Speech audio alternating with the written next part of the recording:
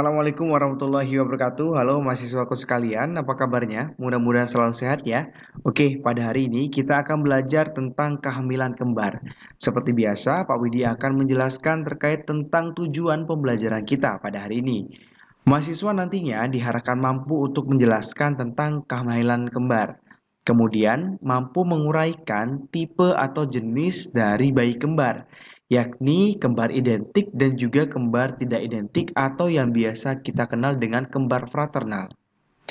Kemudian kalian juga diharapkan mampu menganalisis beberapa resiko yang dapat terjadi pada kehamilan kembar. Dan yang keempat dan lima ini seperti biasa, ini keterampilan sikap dan juga psikomotor kalian. Oke, langsung saja kita akan bahas tentang kehamilan kembar.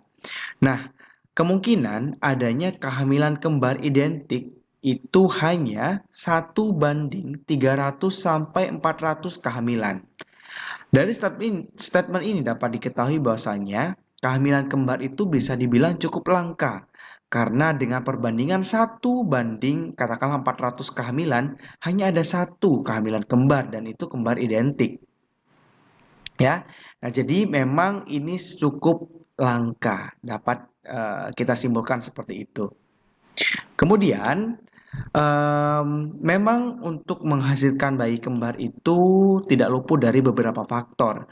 Namun faktor-faktor tersebut sampai sekarang masih diteliti dan masih belum dipastikan faktor apa yang paling kuat untuk menentukan kehamilan kembar tadi. Nah, di sini Pak Widi merangkum beberapa hasil penelitian, namun ini adalah hasil penelitian survei, yang mana survei ini dilakukan beberapa tahun gitu ya, dan melihat kriteria wanita yang melahirkan kembar itu jika ditinjau dari riwayat keluarga, umur, paritas, ras bangsa, dan seterusnya. Nah, ingat ini adalah hasil survei, jadi ini bukan hasil penelitian terkait faktor utama yang menentukan bayi kembar itu apa, bukan. Tapi ini hanya hasil survei eh, wanita yang menghasilkan bayi kembar, gitu ya. Nah, hasil survei yang pertama diketahui bahwasanya orang atau seorang wanita yang memiliki suatu keluarga yang memiliki riwayat kembar itu jauh lebih banyak bisa menghasilkan keturunan kembar juga. Nah, ini dapat diketahui bahwasanya ini bisa dibilang faktor keturunan atau juga ada kaitannya dengan genetiknya gitu. Kemudian ada juga hasil survei membuktikan bahwasanya ibu yang memiliki umur yang semakin tinggi ya, maka frekuensi untuk menghasilkan bayi kembar itu lebih banyak ya. Namun dibatasi umurnya sekitar 40 ke bawah. Karena apabila melebihi umur 40, maka frekuensi dari ibu yang menghasilkan bayi kembar itu cukup rendah. Nah, jadi memang umur yang paling banyak menghasilkan bayi kembar itu sekitar umur ya sekitar di bawah 40 tahun lah dan di atas umur ya kisaran 20 30-an mungkin ya, namun di bawah umur 40 seperti itu. Kemudian ada juga faktor paritas, yang mana semakin sering hamil, maka frekuensi yang diketahui ya, kebanyakan yang sering hamil itu memiliki bayi kembar, kayak gitu. Nah, ini ingat ya, ini survei ya, survei misalnya dari 100 orang gitu. Orang yang wanita yang sering hamil itu justru frekuensinya lebih tinggi. Kemudian, jika ditinjau dari ras atau bangsa, bangsa Asia dan Afrika memiliki frekuensi yang lebih tinggi dibanding ras kulit putih Eropa. Nah, jadi ini hasil penelitian surveinya gitu. Dan ingat, ini survei ya, bukan faktor yang benar-benar menentukan bayinya kembar kayak itu, bukan. Tapi ini hasil survei yang sudah dilakukan. Ternyata frekuensinya seperti itu, ya. Kemudian, selain survei, beberapa asumsi juga menyatakan faktor dari kehamilan kembar itu bisa dipicu oleh obat-obat penginduksi dan juga program bayi tabung. Nah, ini dia beberapa kalau bayi tabung memang bisa kita apa namanya bisa kita tentukan ya, misalnya banyak tuh orang program bayi tabung kemudian menanamkan hasil fertilisasinya itu ke dalam maksudnya penanaman hasil telur yang sudah difertilisasi itu ke dalam dinding rahim itu ya atau diimplantasikan itu memang biasanya lebih dari satu sehingga bisa saja bayinya kembar gitu. Ya, jadi ini dia hasil survei tentang faktor bayi kembar dan beberapa faktor yang diasumsikan oleh banyak orang. Nah, kemudian kita akan membahas tentang apa saja sih tipe atau jenis kehamilan kembar. Seperti yang Pak Widi jelaskan ke kalian atau Pak Widi berikan pertanyaan ke kalian tentang bayi kembar ada yang identik dan tidak identik dan seterusnya. Nah, di sini akan terjawab. Nah, tipe-tipe bayi kembar. Nah, tipe-tipe bayi kembar jika kita tinjau dari sel telurnya, jumlah sel telurnya dibagi menjadi dua. Ada kembar dizigotik dan kembar monozigotik. Nah, kembar dizigotik di dua. Artinya, ini adalah bayi kembar yang berasal dari dua sel telur. Karena dia berasal dari dua sel telur yang berbeda dan dua sel telur tersebut terbuahi oleh sperma yang berbeda, maka dia akan menghasilkan kembar yang tidak identik. Pak Widi ulangi lagi, kembar dizigotik karena dia berasal dari dua sel telur yang berbeda dan terbuahi oleh dua sel sperma yang berbeda, maka dia akan menghasilkan kembar yang tidak identik. Biasanya nih kembarnya memiliki dua plasenta yang berbeda dan dua korion yang berbeda. Meskipun ada kejadian karena plasenta atau korionnya itu berdekatan sehingga seolah-olah menjadi satu, sehingga orang bilang oh satu plasenta dan seterusnya. Seperti itu. Sampai sini paham ya? Untuk penjelasan detailnya akan Pak Bidi jelaskan setelah ini. Kemudian ada juga kembar monozigotik. Namanya aja mono, mono artinya satu. Berarti dia hanya berasal dari satu sel telur saja yang terbuahi oleh satu sel sperma, namun hasil fertilisasi tersebut memiliki kemampuan, selnya memiliki kemampuan untuk menjadi kembar. Nah, karena dia berasal dari satu sel telur, maka dipastikan kembarnya itu identik. Hampir sama persis gitu ya. Nah, kemudian kembar yang monozigotik ini nantinya memiliki beberapa tipe. Ada yang memang dia menjadi dua plasenta, dua korion, satu plasenta tapi beda korion, satu plasenta tapi satu korion dan satu amnion. Ada juga satu plasenta, satu korion dan dua amnion. Secara lebih detail akan Pak Budi jelaskan di slide berikutnya. Oke, pertama kita akan bahas tentang kembar dizigotik, dua sel telur. Nah, kembar dizigotik ini berasal dari dua sel telur yang matang secara simultan atau secara bersamaan. Nah, jadi seorang wanita itu ada kalanya atau bisa jadi dia itu menghasilkan dua sel telur yang matang secara bersamaan dan dilepaskan secara bersamaan. Nah, kemudian sel telur tersebut masing-masing terfertilisasi oleh sperma. Nah, bisa kita lihat di gambar ini. Ini ada dua sel telur yang matang secara bersamaan dan dua sel telur tersebut ini ya dibuahi oleh masing-masing sel sperma yang berbeda. Karena sama-sama terbuahi, mereka sama-sama terfertilisasi dan sama-sama menjadi zigot dan nantinya akan berkembang. Ya, kemudian hasil kembarnya adalah tidak identik. Ya, karena memiliki genetik yang berbeda. Nah, di sini dapat diketahui sel telur satu dengan sel telur yang lain memiliki genetik yang berbeda. Karena mereka berasal dari proses yang berbeda. gitu ya, tidak satu sel telur gitu. Kemudian bisa jadi juga sel sperma yang membuahi mereka juga berbeda. Misalnya yang di sini dia membawa kromosom X, yang di sini membawa kromosom Y. Otomatis hasil kembar ini memiliki jenis kelamin yang berbeda. Makanya ada tuh kembar yang tidak identik dari segi wajahnya, bahkan jenis kelaminnya, dan bisa juga golongan darahnya berbeda, gitu. Ya, jadi karena kenapa? Karena mereka memang berasal dari dua sel telur yang berbeda, dua sel sperma yang berbeda, namun berkembangnya secara bersamaan dalam satu rahim, seperti itu. Ya, nah kemudian em, kembar dizigotik ini biasanya berkembang secara individual, ya, di mana plasentanya masing-masing dan koreonya juga masing-masing. Nah, jadi dia pada saat implantasi ya masing-masing, mak celupnya masing-masing, sehingga plasentanya masing-masing. Cuma ada tuh terkadang plasenta dan koreonya tuh berdekatan banget sehingga terkesannya menyatu.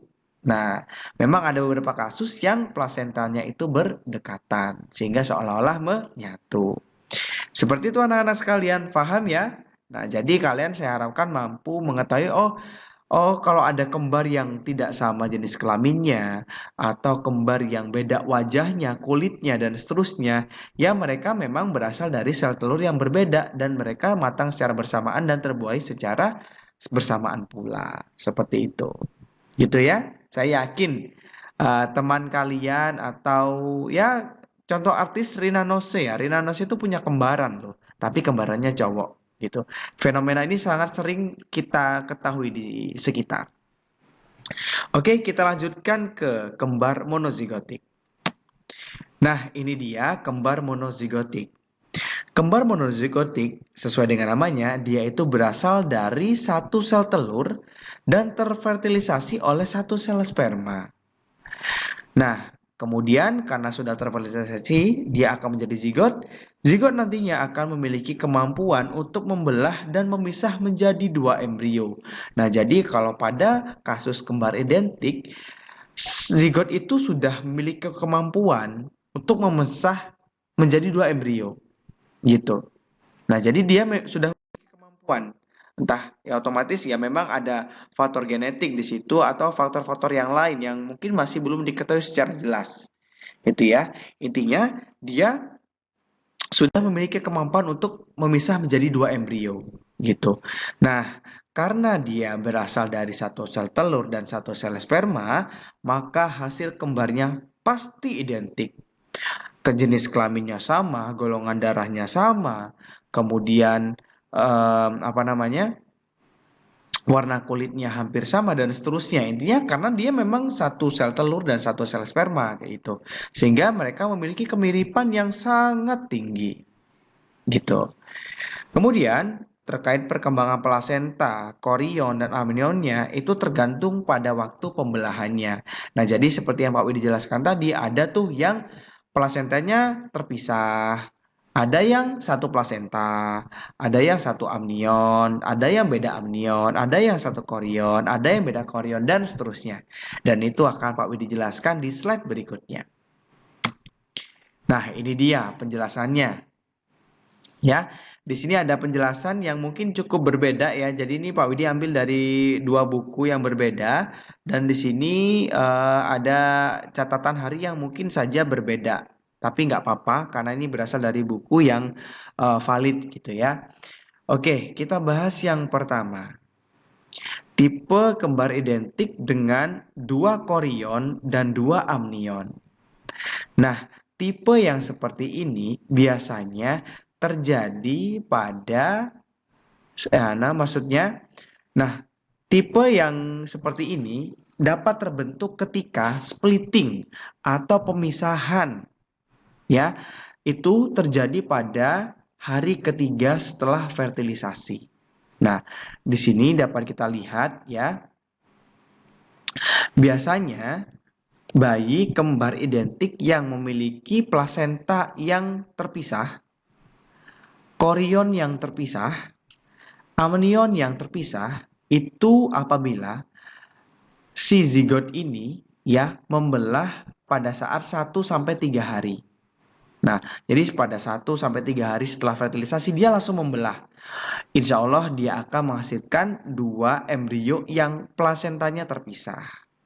Otomatis korionnya terpisah, amnionnya terpisah. Gitu ya. Di sini diilustrasikan dia masih tahapan morula. Kemudian ada tuh kasus ya, ada satu kasus yang mana monokorionik. Nah, jadi korionnya hanya satu, namun amnionnya dua. Nah, kasus yang seperti ini terjadi apabila pemisahannya itu terjadi pada hari keempat sampai ke hari ke-8 setelah fertilisasi. Nah, langsung aja kita lihat gambarnya. Dapat kita lihat ya, dia tuh satu korion. Ya, satu korion tapi dua amnion. Dan plasentanya kalau kita lihat ini masih terpisah namun sangat berdekatan karena dia satu amnion. Gitu ya. Saya rasa kalau lihat gambarnya jauh lebih paham. Kemudian ada juga kasus yang mana dia satu korion dan satu amnion. Nah, langsung aja bisa lihat seperti ini ya. Ini satu korion, plasentanya juga menyatu di sini. Kemudian dia juga dilingkupi oleh satu amnion. Gitu. Nah, ini akan terjadi apabila splittingnya itu terjadi pada hari ke-9 di buku ini. Namun kalau di sini dapat dinyatakan pada saat hari ke-8 sampai ke hari 13. Gitu. Biasanya pada saat blastositnya itu melakukan implantasi. Kemudian ada juga yang biasa kita kenal dengan kembar siam, conjoined twins atau kembar siam. Nah, kembar siam tuh bisa terjadi karena apa ya, Pak? Nah, bisa terjadi karena keterlambatan splitting atau keterlambatan pemisahan. Yang mana biasanya untuk kembar siam itu terpisahnya lebih dari 12 hari. Nah, dia tuh lebih dari 12 hari baru dia terpisah. Nah, itu hitungannya udah telat. Otomatis dia akan bisa menghasilkan kembar siam. Nah, di sini diceritakan atau dituliskan ya, dia itu cleavage-nya atau splitting-nya atau pemisahannya terjadi 13 sampai 15 hari pasca fertilisasi. Seperti itu. Gitu ya anak-anak ya. Paham ya? Oke, saya rasa ini cukup jelas. Kemudian ini di buku yang lain juga dijelaskan tentang tipe-tipe dari plasenta ya. Jadi maksudnya tipe plasenta tuh dari bayi kembar gitu ya. Apakah dia satu plasenta atau dua plasenta kayak gitu. Di sini ada tipe A, tipe B dan tipe C. Untuk yang tipe A sangat jelas ya. Jadi dia ada dua plasenta karena dia sudah berpisah duluan memang. Gitu. Pemisahan terjadi pada tahap 2 sel dan setiap embrio memiliki masing-masing plasenta, korion dan amnion. Nah, jadi memang dia pembelahannya awal banget udah terpisah tuh gitu. Sehingga plasentanya juga terpisah, korionnya terpisah, otomatis amnionnya juga terpisah. Nanti bayinya akan seperti ini. Ya, dia memiliki plasenta masing-masing. Kemudian, untuk yang tipe B, dia itu satu plasenta, satu korion, tapi beda amnion. Nah, biasanya ini terjadi pemisahan embrioblast atau inner cell mass menjadi dua kelompok yang terpisah sepenuhnya. Kedua embrio memiliki plasenta dan korion yang sama, tetapi amnionnya terpisah. Nah, jadi seperti ini ya. Jadi dia tidak nyeplit langsung seperti ini, tapi dia pada saat embrioblastnya. Nah, jadi embrioblastnya dia terpisah, otomatis dia akan berkembang. Otomatis dia satu plasenta, kemudian satu korion tapi amnionnya berbeda. Kemudian kita ke tipe C. Nah, kalau tipe C, pemisahan massa sel bagian dalam pada tahap akhir perkembangan. Nah, jadi memang pemisahannya itu pada tahapan akhir tidak seperti ini gitu ya. Nah, sehingga dia nanti akan memiliki korion yang sama, amnion yang sama dan of course plasentanya sama. Seperti itu. Insya Allah kalau kalian perhatikan gambarnya jelas. Oke? Oke, materi berikutnya. Nah, materi berikutnya kita akan bahas tentang resiko-resiko yang dapat dialami oleh ibu yang sedang hamil kembar. Di mana di sini dijelaskan kehamilan kembar memiliki risiko yang lebih tinggi dalam kematian perinatal, morbiditas, dan kelahiran prematur. Hasil penelitian membuktikan sekitar 60% bayi kembar itu lahirnya prematur dan berat badan lahir rendah. Jadi memang bayi kembar itu kebanyakan memang prematur atau memang disarankan untuk dilahirkan secara prematur gitu. Untuk menghindari risiko-risiko yang lebih tinggi. Nah, di sini juga hasil penelitian membuktikan bahwasanya hanya sekitar 29% wanita hamil kembar yang melahirkan dua bayi dari dua bayi. Maksudnya, misalnya ada wanita tuh, ya dia kan hamil kembar. Hamil kembar ya normalnya sepasang kan. Nah, hanya 29% saja yang mampu melahirkan dua bayi kembar itu utuh gitu loh. Hanya 29% saja. Nah, lantas yang 71% itu kemana? Nah, nah 71% wanita yang tidak bisa atau mohon maaf ya, dia tidak bisa melahirkan kedua bayinya secara utuh gitu, hanya satu bayi saja yang bertahan. Itu kenapa? Karena ada peristiwa yang disebut dengan resopsi atau pembentukan papirus janin. Nah, peristiwa resopsi itu adalah peristiwa yang mana hanya ada satu bayi saja yang berhasil hidup, sedangkan yang lain dia terhenti perkembangannya dan dia semacam terserap kayak gitu. Dan dia mengalami mumifikasi. Nanti akan Pak Widi tampilkan gambarnya.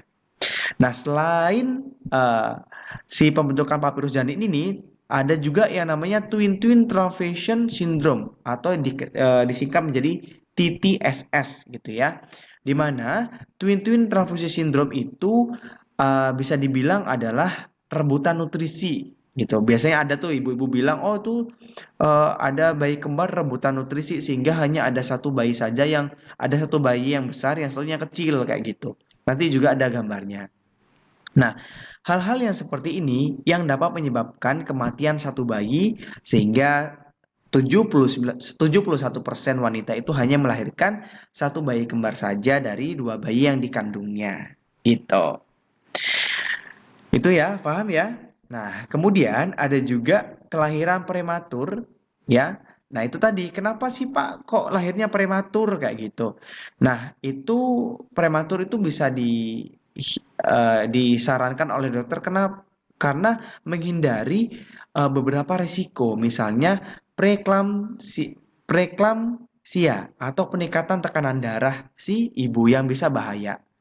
Kemudian juga abruptio plasenta atau pemisahan plasenta dengan lapisan uterus atau dinding rahim. Seperti yang kita ketahui ya, plasenta itu kan nempel di dinding rahim, fungsinya untuk mensuplai nutrisi. Nah, apabila terjadi yang namanya abruptio plasenta alias plasentanya lepas dari dinding rahim, gitu ya, itu bisa terjadi apa namanya? eh, bahaya gitu. Dia bisa menimbulkan kematian pada bayi. Oleh sebab itu biasanya dokter menyarankan untuk dilahirkan secara prematur, menghindari hal tersebut. Kemudian juga ada namanya plasenta previa. Plasentanya itu berada di bawah rahim alias dia menghalangi jalan keluarnya bayi. Gitu. Itu bisa terjadi pada bayi kembar, risikonya lebih tinggi.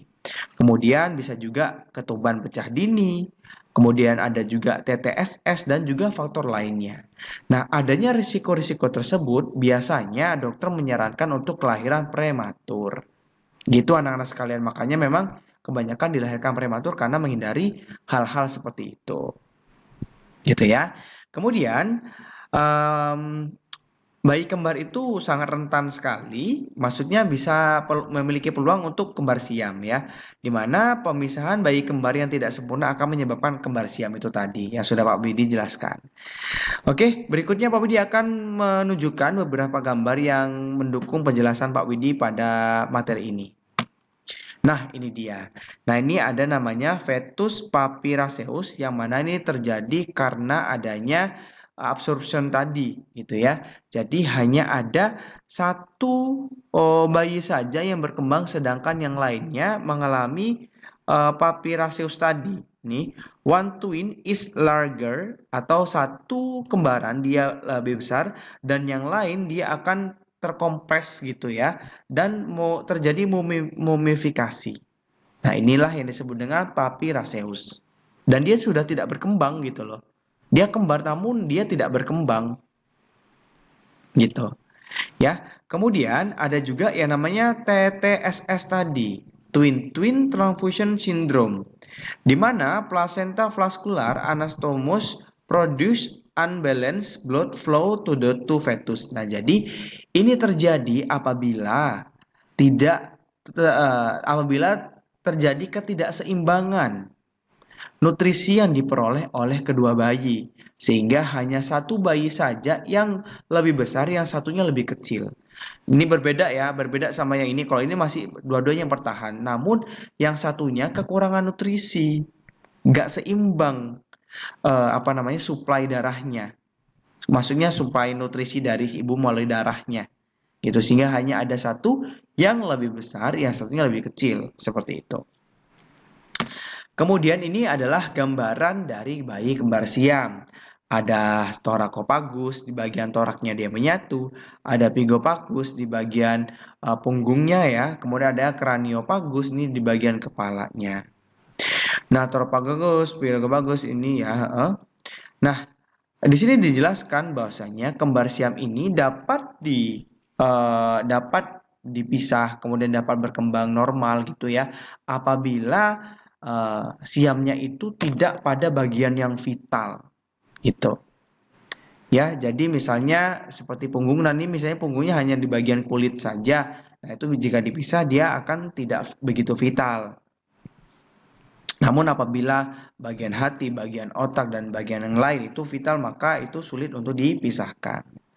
Lalu Pak, kira-kira faktor yang menyebabkan kembar siam itu apa sih Pak? Nah, seperti yang Pak udah jelaskan tadi, faktornya adalah keterlambatan dalam splitting, pembelahan, ya. Nah, eh ini biasanya lebih dari 12 hari. Kalau tadi digambarkan 13 sampai 15 hari ya, baru dia pemisahnya waktu itu dan makanya dia akan menghasilkan kembar siam. Kemudian penelitian lebih lanjut ya, ini pada sebuah penelitian pada embrio kata. Nah, yang itu bisa terjadi kembar siam apabila gen yang disebut dengan gen Gaussian garis miring D ini diekspresikan secara berlebihan. Nah, mungkin adanya gen-gen yang diekspresikan secara berlebihan ini akan mempengaruhi splitting, misalnya seperti itu. Namun ini penelitiannya Pak Widi masih belum banyak baca ya. Ini hanya Pak Widi baca di buku Langman dan ternyata memang ada gen Gaussian garis miring D ini yang diteliti pada kata. Nah, ekspresi berlebih dari gen tersebut akan menyebabkan yang namanya kembar siam. Seperti itu anak-anak sekalian. Nah, jadi sudah kita lewati bersama materi tentang apa namanya? Materi tentang kehamilan kembar ini. Saya harap kalian bisa mencapai tujuan pembelajaran ini ya. Tadi kalian sudah paham tentang bayi kembar identik dan tidak identik, kemudian risiko-risiko yang dapat dialami oleh ibu yang sedang hamil kembar dan seterusnya. Mudah-mudahan itu bermanfaat ya untuk kalian. Itu saja. Oke, kita lanjut ke materi berikutnya untuk materi yang sudah Pak Budi siapkan sebelumnya. Oke?